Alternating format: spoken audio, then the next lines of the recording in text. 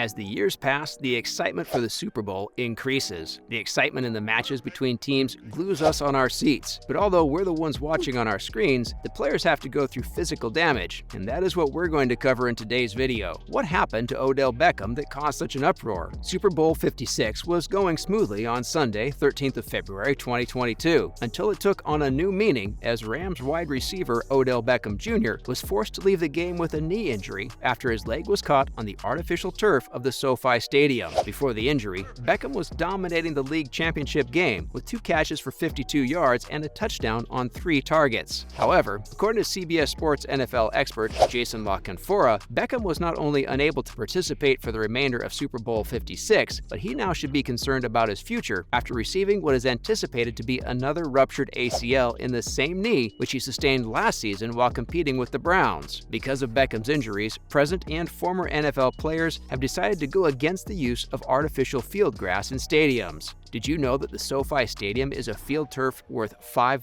billion?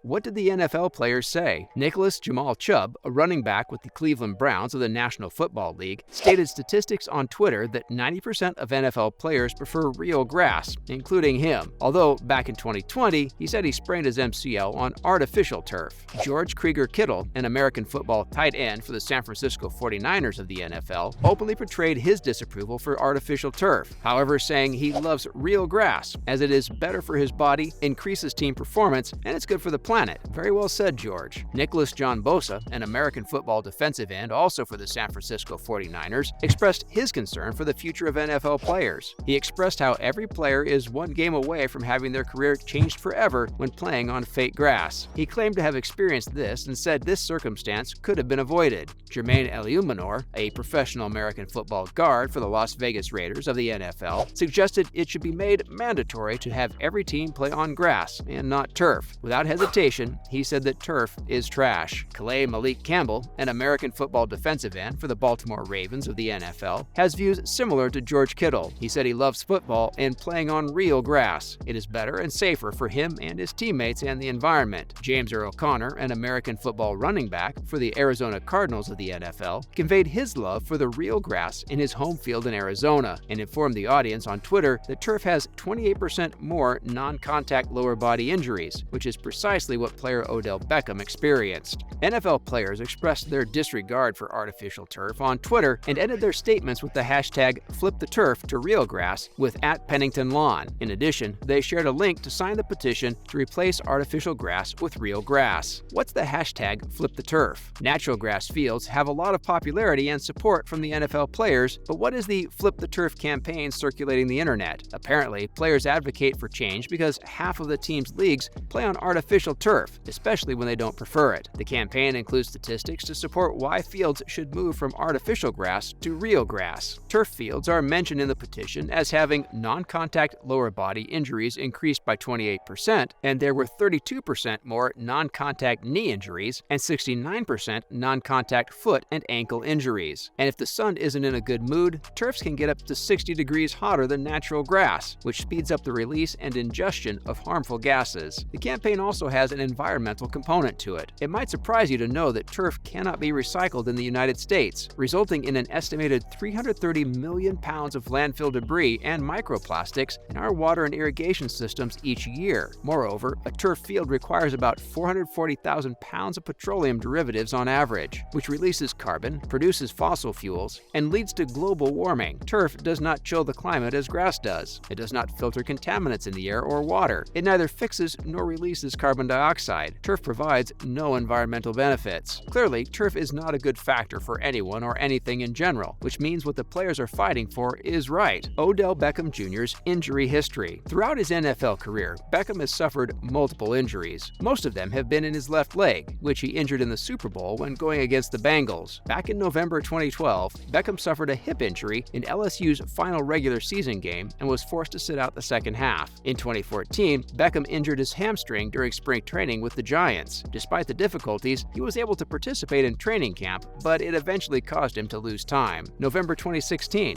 Beckham generally remained injury-free for the next 2 seasons, with the exception of several minor in-game bruises that didn't keep him out of action before suffering a thumb injury in the late 2016 season. August 2017, during the preseason, Beckham sprained his ankle. Then he missed the Giants' final 2 preseason games and their first regular season game due to a left leg injury. In the 2018 season, Beckham suffered a quad bruise against the Eagles. He returned next week, but was forced to miss the season's final 4 games due to the injury, including his final game in New York. In October 2020, before Week 4, Beckham suffered a toe injury, but he was able to play through it. However, in Week 8, he tore his ACL in his frequently damaged left leg. Due to the injury, he missed the season's final 9 games. Additionally, in November 2021, Beckham was diagnosed with a hip ailment after the Rams lost to the Packers. As a result of the injury, he did not miss any time. Later in February 2022, Beckham suffered a non-contact injury to his left knee during Super Bowl 56. He was assisted off the field and was ruled unfit to return.